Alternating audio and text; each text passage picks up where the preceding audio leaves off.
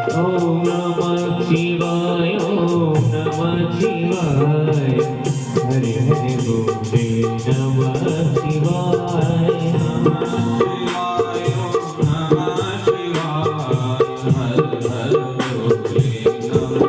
ओम नमः शिवाय ओम नमः शिवाय हरे हरे बोले नमः शिवाय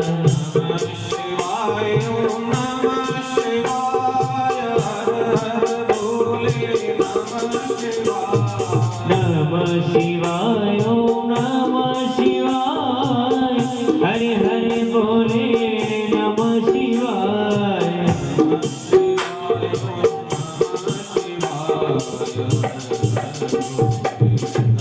ओम नमः शिवाय ओम नमः शिवाय हरे हरे बोले नमः शिवाय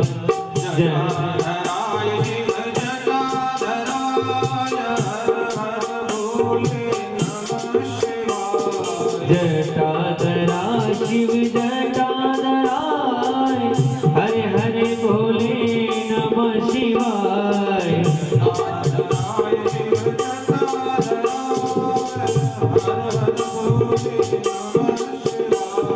जटाधरा शिव जटाधराय हरे हरे बोले नमः शिवाय नमः शिवाय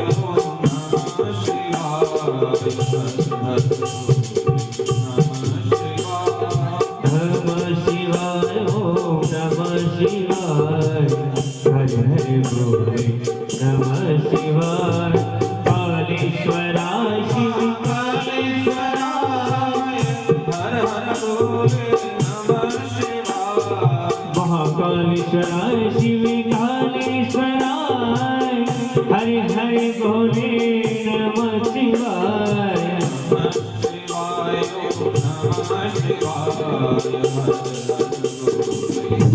ओम नमः शिवाय ओम नमः शिवाय हरे हरे बोले नमः शिवाय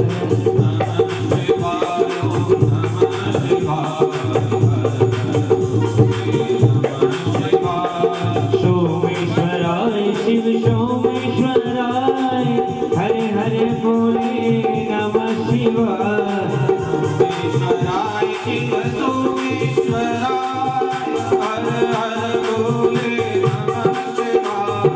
सोमेश्वराय शिव सोमेश्वराय हरे हरे बोले नमः शिवाय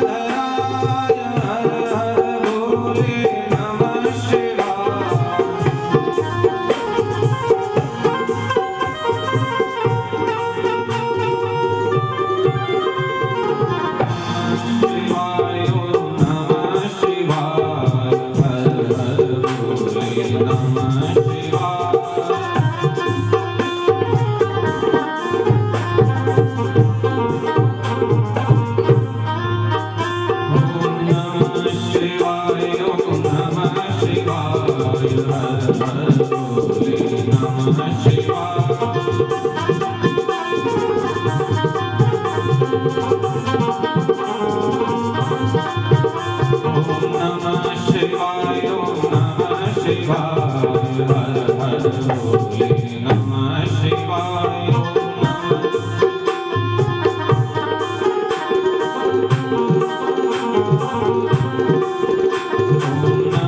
शिवाय ओम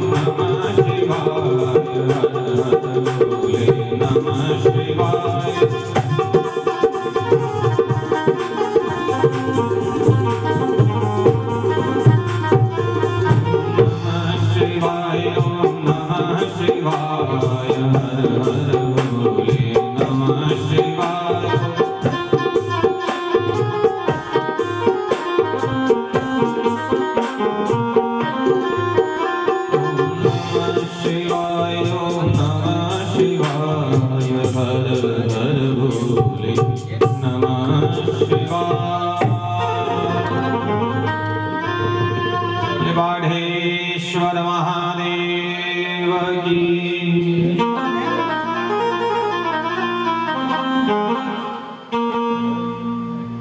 बाढ़ेश्वर महादेव के चरणों में बैठ करके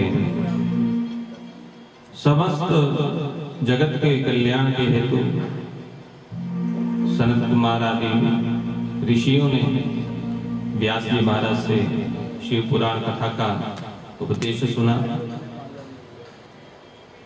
ब्रह्मा जी ने नारद जी को शिव पुराण कथा का उपदेश किया। उसमें उन्होंने बतलाया कि शिव तत्व को जानने वाला ही सबसे श्रेष्ठ है। इस जगत में जो भगवान शिव की भक्ति करता है, शिव का पूजन करता है, शिवलिंग का पूजन करता है, उसकी समस्त मनोकामनाएं पूर्ण होती हैं।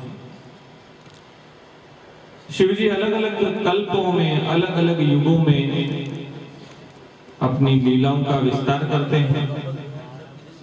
जगदम्बा के साथ अपनी प्राण प्रिया भगवती शक्ति के साथ समस्त लीलाओं में सहयोग करते हैं। जगत को शिक्षा देने के लिए नानाविध रूप धारण करते हैं। भगवती सती का शिव जी के साथ विवाह हुआ, देह त्याग हुआ, पुनः पार्वती रूप में जन्म लिया हिमाचल राजा के यहाँ। पुनः शिव जी की तपस्या करके शिव जी को वर रूप में प्राप्त किया और पूरे जगत में दुर्लभ, देवताओं को भी दुर्लभ गृहस्थ आश्रम का उन्होंने प्रतिपादन किया। शिव पार्वती ने समस्त जगत के सामने एक उत्तम गृहस्थी का आदर्श स्थापित किया। प्रत्येक व्यक्ति को अपने जीवन में शिव और पार्वती के समान गृहस्थी रूप धारण करके गृहस्थी को चलाना चाहिए। भगवान की भक्ति करते हुए निरंतर कुटुंब के समस्त व्यक्तियों का ध्यान रखते हुए, छोटे बड़े सबका बराबर सम्मान करते हुए, सबके व्यवस्थाओं का, सब प्रकार की अनुकूलताओं का ध्यान रखते हुए स्वयं भी त्याग से, संतोष से, प्रेम से गृहस्थी को चलाना कैसे चाहिए, भगवान शिव जी से सीखना चाहिए। शिव जी का जो स्वरूप है बड़ा ही सुंदर है, अद्भुत। श्मशान में रहते हुए भी उन्होंने पूरे जगत को घर में किस प्रकार रहना चाहिए यह शिक्षा प्रदान की। पार्वती जी जो उनकी अर्धांगिनी है, पतिव्रता है, हर कार्य में पति की अनुकूलता, परिवार की अनुकूलता, परिवार में प्रेम किस प्रकार बना रहे, परिवार का, कुटुंब का, देश का, राष्ट्र का, समाज का कल्याण कैसे हो, सदैव ऐसा ही प्रयत्न उन्होंने किया। फिर न ब्रह्मा जी ने नारद से पुनः पूछा कि तुमने जो जो भी कथा का श्रवण अब तक किया है, भगवान शिव जी का विवाह, कार्तिक का जन्म, ये समस्त जो कथाएं हैं, ये आगे भी आप प्रेम से श्रवण कीजिए कि भगवान के अलग अलग नाम हैं, सब देवताओं के नाम हैं, अनेकों। जैसे जैसे उनकी लीलाएं हुई, जैसे जैसे उन्होंने संसार में रूप धारण किए, जैसे जैसे देवताओं का कल्याण किया, जगत का कल्याण किया, असुरों का नाश किया, भक्तों का उद्धार किया, वैसे वैसे उनके नाम भी बढ़ते जा रहे हैं। अनेकों असंख्य नाम है, कोटि करोड़ों लाखों उनके नाम हैं। जितनी महिमा गाई जाए उतनी कम है। पुराणों में, शास्त्रों में, वेदों में उन्हीं के नाम का बारंबार वर्णन किया जाता है। जैसे भगवान श्री कृष्ण को हम कंसारी कहते हैं क्योंकि वह कंस के शत्रु, कंस का वध करने के लिए उन्होंने अवतार किया, तो उनका नाम हुआ कंसारी। भगवान नारायण विष्णु, उन्होंने अवतार लिया मुर दानव का वध करने के लिए। मुर नामक दैत्य से उनका खूब भयंकर युद्ध हुआ। एकादशी की कथा में यह वृतांत आता है। नाड़ी जन्म नाम का एक राक्षस था, उसके मुर नाम का बड़ा प्रतापी दैत्य पुत्र हुआ। उसने पूरी त्रिलोकी पर अधिकार कर लिया, अलकापुरी पर भी उसने अधिकार कर लिया, कुबेर के स्थान पर भी अपना स्थान बना लिया। तब भगवान नारायण ने सब देवताओं का कल्याण करने के लिए देवताओं को ही साथ लेकर के सेना सहित मुरदैत्य से युद्ध किया। मुरदैत्य और इतना बलशाली कि उसके साथ युद्ध करते हुए भगवान को 10,000 वर्ष बीत गए, फिर भी पराजित नहीं हुआ, इतना बलशाली। भगवान नारायण ने सोचा कि इसका वध करना तो बड़ा ही कठिन है, कुछ विचार करेंगे, कुछ सोचना पड़ेगा, उपाय करना पड़ेगा। उन्होंने विश्राम करने के लिए युद्ध से हट करके हेमवती गुफा में प्रवेश किया, बद्रिकाश्रम। वहां जाकर के शयन करने लगे। वह दैत्य भी उनके पीछे पीछे पहुंच गया। भगवान को सोता हुआ समझ करके उसने वध करने की चेष्टा की और भगवान श्री हरि नारायण के शरीर से सर्वांग सुंदर देदीप्यमान ज्योति स्वरूप शक्ति स्वरूपा देवी कन्या प्रकट हुई, योग माया, जिसको हम भगवती जगदम्बा भी समझ सकते हैं, जो भगवती का ही एक अंश है। उस देवी ने सब अस्त्रों के शस्त्रों के साथ मुरदैत्य के साथ युद्ध किया और उस मुरदैत्य का वध जिस नारायण द्वारा भी नहीं हो सका, उसका वध उस देवी ने, शक्ति ने किया। तो कोई भी काम देवता जब करते हैं तो बिना शक्ति के, बिना अर्धांगिनी के पूर्ण नहीं कर सकते। तो गृहस्थ धर्म सबसे श्रेष्ठ है, जहां पति और पत्नी दोनों मिलकर के, प्रकृति और पुरुष, शिव और शक्ति मिलकर के जगत का पालन करते हैं। ऐसा उदाहरण देवता हमारे समक्ष उपस्थित करते हैं कि आपको भी ऐसा ही आचरण करना चाहिए। जीवन में हर काम देवता जो जो भी किए हैं, शिव शक्ति ने जो जो भी आचरण किए, वह जगत को सीख देने के लिए। तो भगवान नारायण का एक नाम हुआ मुरारी, कृष्ण का नाम हुआ कंसारी और महादेव का एक नाम है त्रिपुरारी। इसकी भी बहुत बड़ी सुंदर कथा है, बहुत सुंदर वृतांत है कि ये त्रिपुरारी नाम भगवान का क्यों हुआ।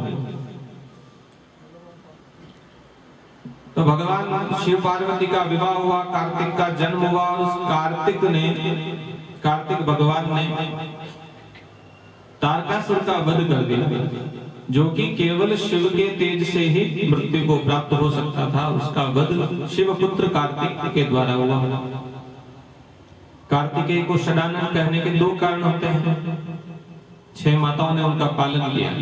कृतिकादि जो माताएं हैं, जब वह वन में हिमालय की तलहटी में इंद्र ने उनको छोड़ दिया था, तब उस बालक को देख करके, उस बालक के रूप पर वे माताएं मोहित हो गई और आपस में लड़ने लगी कि इसको तो मैं रखूंगी, मेरा पुत्र है, इतना सुंदर बालक, इसको इसे वन में नहीं छोड़ सकती, इसका मैं पालन करूंगी। तो आपस में विवाद होने लगा सभी माताओं। तब कार्तिक भगवान ने उनसे निवेदन किया कि आप सभी विवाद मत करिए, मैं आपके सभी के पुत्र रूप में निवास करूंगा। और उन्होंने 6 मुख धारण किए कि आप सभी अपना अपना एक हाथ मेरे सिर पर रखें, मुझे आशीर्वाद दें, मैं आपके 6 के पुत्र के रूप में ख्यात होऊंगा, प्रसिद्ध होऊंगा। और 6 मुख उसी दिन से उनके निर्मित हुए और सदानंद कार्तिक भगवान को कहा जाता है। आज भी उनके 6 मुख हैं। कार्तिकेय बड़े हुए और उन्होंने देवताओं की सहायता से युद्ध करते हुए तारकासुर का वध किया। तारकासुर के 3 पुत्र थे, तारकाक्ष, विद्युन्माली और कमलाक्ष। ये तीनों भी तारकासुर के समान बड़े बलशाली, पराक्रमी, और चूंकि असुर स्वभाव है, उनके पिता का वध भी देवताओं के द्वारा हुआ, तो उनको देवताओं से जन्म से ईर्ष्या रही। हमेशा उनके मन में एक ही खटका, देवताओं से हमें बदला लेना है, प्रतिशोध की आग में जल रहे हैं। तब कोई भी काम करें तो देवताओं को लक्ष्य करके ही करना है कि इनको किस तरह से परेशान किया जाए, कैसे पराजित किया जाए।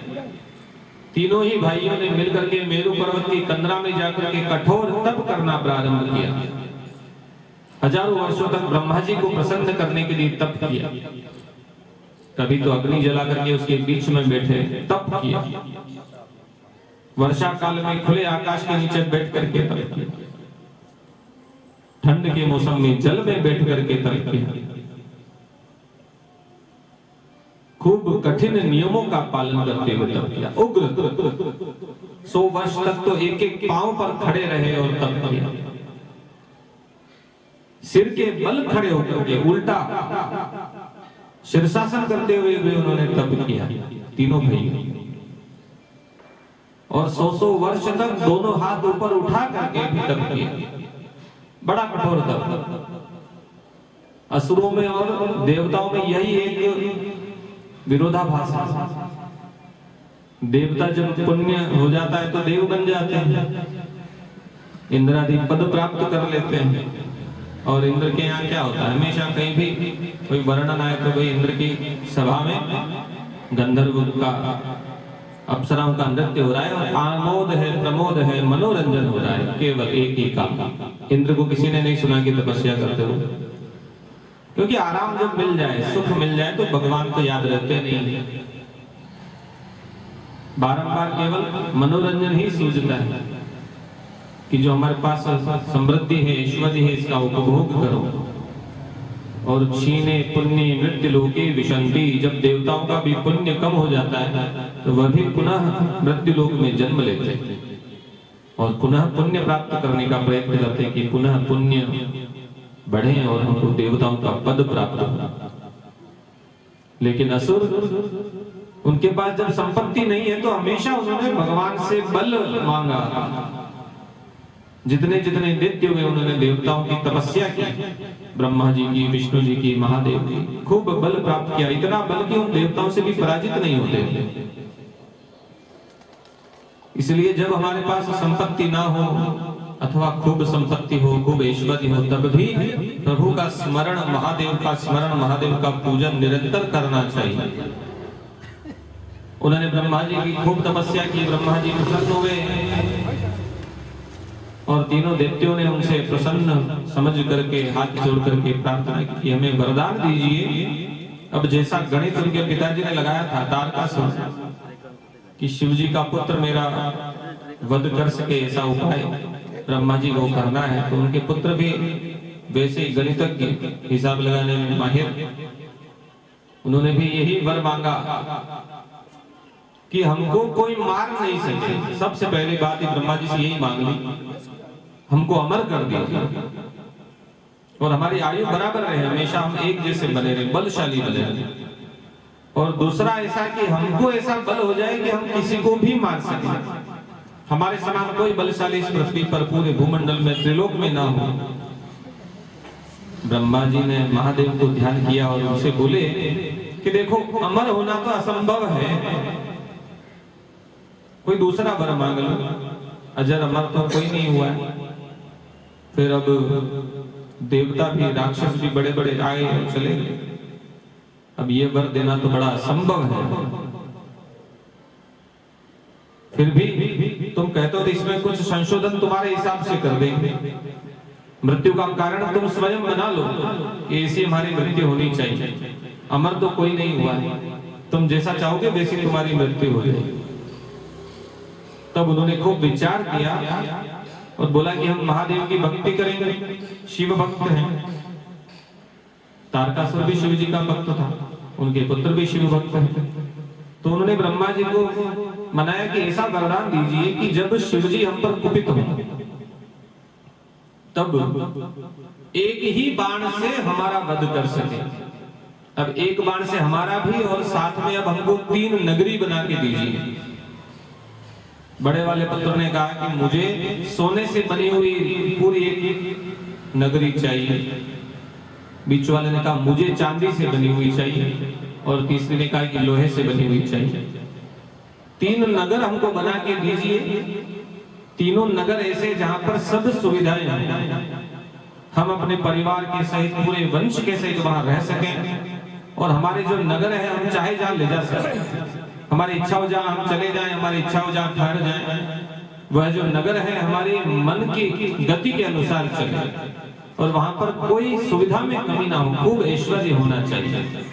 और जब शिव जी क्रोधित होकर के बाण चलाएं तो हम तीनों की नगरियां एक लक्ष्य में आनी चाहिए, एक सिद्ध में हो, तब हमारा वध संभव होना चाहिए। इतना गणित तो लगा लिया कि भगवान शिव की भक्ति करेंगे तो हम पर रुष्ट होंगे ही नहीं, बाण चलाएंगे तो भी चलो तीनों अलग अलग जगह रहेंगे। लेकिन भगवान कुछ अलग ही गणित लगाते हैं, वहां सबकी गणित नहीं चलती, उनका हिसाब वही जानते हैं। सब धर्मों का लेखा जोखा हिसाब में 1 रुपया पैसा की गलती ठाकुर जी के दरबार में नहीं हो सकती। ब्रह्मा जी ने विचार किया ठीक है, शिव जी की ऐसी आज्ञा है तो ऐसा ही वर तुमको मैं देता हूं, तथास्तु। फिर उसके बाद मय दैत्य को बुलाया, उसने 3 पुरियों का निर्माण किया, 3 नगरों का निर्माण किया, चांदी के, सोने के और लोहे के। सब में खूब अच्छे अच्छे महल बना दिए, खूब अच्छे अच्छे उद्यान बना दिए, बड़े बड़े मंडप बना दिए, सरोवर बना दिए, उद्यान। सुंदरता इतनी कि स्वर्ग से भी कम पड़ती। और वहां पर सब देवताओं को निवास दे दिया कि अब आप अपनी अपनी मर्जी से अपने अपने नगर में निवास करो। वह देवते उन नगरों में निवास करने लगे और भगवान शिव में इतने मगन थे, भक्त थे, बहुत बड़े बड़े, खुद भी भगवान शिव की भक्ति करते थे और अपने साथ पूरे परिवार, स्त्री, बंधु बांधव जितने राक्षस उन नगरियों में रहते थे उन सबको भी उन्होंने शिव भक्ति में लगा दिया। कोई भी वहां पर अधर्म नहीं करता था, बस उनका एक ही काम था, बस शिव जी की भक्ति करना, अपना काम, और उसके बाद में देवताओं को परेशान करना। कभी गए स्वर्ग पर आक्रमण कर दिया, इंद्र को परेशान करते, देवताओं को परेशान करते, और कोई उनको मारने के लिए दौड़े तो इधर उधर गायब, क्योंकि नगरियां जो हैं वो सब अपनी अपनी मर्जी से चलाते थे। 1 सेकंड में यहाँ, 1 सेकंड में वहां, पता ही नहीं लगा। कोई देवता कोई प्रहार करे तो लाठी खड्ग भी चलाए, बाण भी चलाए, तो किधर चलाए? वो तो 1 सेकंड के लिए आए, परेशान करें, मार पीट के भग जाए। अब बार-बार उनका एक ही काम, बस भगवान का भजन। दिन उठा, सुबह उठे और नहाए धोए, भगवान का भजन किया, पूजन किया और चलो आक्रमण करो और भाग जाओ, वापस गिरा के बैठो, फिर भजन करो। सारे देवता परेशान हो गए, निस्तेज हो गए, क्या करें, इनको कैसे पराजित करें, कैसे पकड़ में नहीं आते, दिखने में नहीं आते। ब्रह्मा जी के पास गए सब देवता भी, ये जो तारकासुर के पुत्र हैं इनके कारण हमको बड़ा ही कष्ट हो रहा है, और आपने जो मैं दैत्य आपका जो भक्त है उसको भी वही लगा दिया कि अच्छे अच्छे नगर बना दो, वो भी वही निवास करता है, और सबको शिव भक्ति में लगा दिया। अब क्या करें? तब बोले कि देखो शिव जी ही हमारा कल्याण करें, वहीं चलो। शिव जी के पास गए, देवताओं ने भगवान की स्तुति की। नमः शंभवाय च मयो भवाय च नमः, शंकराय च मयस्कराय च नमः, शिवाय च शिवतराय च, वज्रदृष्टं त्रिनयनं कालकण्ठमरिन्दमं, सहस्रकर्म शक्तिमाप्यग्रं वंदे शंभुं उमापतिं। महादेव को प्रणाम किया और उनसे कहा कि आपके जो 3 ये भक्त हैं, दैत्य हैं और सबको बड़ा दुखी कर रहे हैं। यज्ञ भाग को वह ग्रहण कर लेते हैं, सब देवताओं को पराजित कर देते हैं, बार बार उनसे युद्ध करने के लिए तैयार हो जाते हैं। तो आप उनसे मृत्यु का उपाय करिए, कुछ उनका वध करने का उपाय करिए। तब उन्होंने कहा कि अवध्यम नरभूतानां नियतं तारकात्मजा। तब इनका वध करना तो बड़ा ही दुष्कर कार्य है। और सबसे बड़ी बात, पहली बात तो वरदान लिया हुआ ब्रह्मा जी से, और दूसरा मेरे भक्त हैं। शिव जी कहने लगे कि मेरे भक्त हैं तो सबसे बड़े, रोज उठते हैं सबसे पहले मेरी ही पूजा करते हैं। हर घर में शिवलिंग पूजन होता है, लिंगार्चन होता है, सहस्त्रार्चन होता है, आरती पुष्प अभिषेक सब चीजें भगवान की करते हैं। बार बार मेरी पूजा करते हैं, पुण्य करते हैं, तो मेरे भक्तों का वध मैं किस प्रकार कर सकता हूँ? भक्त का वध करना मेरे धर्म में नहीं है। अब मैं युद्ध कैसे करूं उनसे जाकर? भक्तों को तो आशीर्वाद दिया जाता है, दंड थोड़ी देते। दैत्य मेरे भक्त हैं और आप सब देवता हैं, ज्ञानी हैं, आपको तो पता है भक्त का वध नहीं कर सकते। भक्त को कष्ट देना तो कर्तव्य नहीं है। आप ऐसा करिए कि ब्रह्मा जी के पास जाइए, वापस विष्णु जी के पास जाइए, वही कुछ करें तो ठीक है, मैं तो नहीं कर सकता। इदं सत्यं वचश्चैव यत्र धर्मः सनातनः तत्र दुःखं न जायेत सूर्ये दृष्टे यथा तमः। देवताओं के दुख को सुन करके और दैत्यों के पुण्य को जान करके विष्णु जी कहने लगे कि जहां पर पुण्य है वहां पर दुख नहीं आ सकता है। जैसे जब सूर्य उदय होता है तो अंधकार का नाश हो जाता है, तब उनके पास इतना पुण्य है तो उनको तो दुख किस प्रकार दिया जाए? दुष्कर कार्य। फिर भी सब देवताओं ने प्रार्थना करी कि अब इसका कुछ न कुछ उपाय तो करना ही पड़ेगा, नहीं तो हमारा नाश हो जाएगा, जगत नाश हो जाएगा। ये त्रिपुरासुर ये तीनों ही बचे रहेंगे दुनिया में, बाकी पूरी सृष्टि नष्ट हो जाएगी। तब भगवान नारायण ने कहा कि ठीक है, हमको उपाय करना है तो हम भगवान की आराधना करते हैं, यज्ञ करते हैं। भगवान यज्ञ नारायण का आवाहन किया, सब देवताओं ने मिलकर के बड़ा ही उत्तम यज्ञ का आयोजन किया। उस यज्ञ में से ऋभु गण उत्पन्न हुए, भगवान के गण उत्पन्न हुए। विष्णु भगवान ने कहा कि जाओ और उन दैत्यों को नष्ट कर दो, उनको मारो, पीटो, भगा दो। यज्ञ के द्वारा उत्पन्न उन गणों से भी वह दैत्य पराजित नहीं हुए, उनको भी मार पीट के उन त्रिपुरासुर ने भगा दिया विद्युन्माली कमलाक्षरी। अब यज्ञ करने का भी कोई फल नहीं निकला। तब भगवान ने कहा कि ऐसा करो, शिव जी का पुनः पूजन करें, क्योंकि ये भी शिव जी का पूजन करते हैं, लिंगार्चन करते हैं, शिवलिंग का पूजन नित्य करते हैं। तो हमको भी इसी प्रकार पुण्य बढ़ाना चाहिए और इन दैत्यों के धर्म को नष्ट करने का प्रयत्न हमको करना है। क्योंकि यदि धर्म नष्ट हो जाएगा तो संस्कार नष्ट हो जाएंगे, परिवार में संस्कार नहीं रहेंगे तो व्यक्ति अधर्म के मार्ग पर चल पड़ेगा, और जहां पर अधर्म आ जाएगा वहां पर दुख अवश्य प्रस्तुत हो जाएगा। अब जब तक इनमें मन में पवित्रता रहेगी, शिव पूजन में लगे रहेंगे, पुण्य मार्ग पर लगे रहेंगे, तब तक तो अधर्म हो नहीं सकता। तब भगवान विष्णु ने अपने शरीर से एक मायावी पुरुष को उत्पन्न किया। मायावी पुरुष को कहा कि तुम पाखंडी साधु बन करके उन दैत्यों की नगरी में निवास करो और उनको जाकर के माया रूप शास्त्र का ज्ञान दो, अधर्म का ज्ञान दो, उनको धर्म से विमुख करो।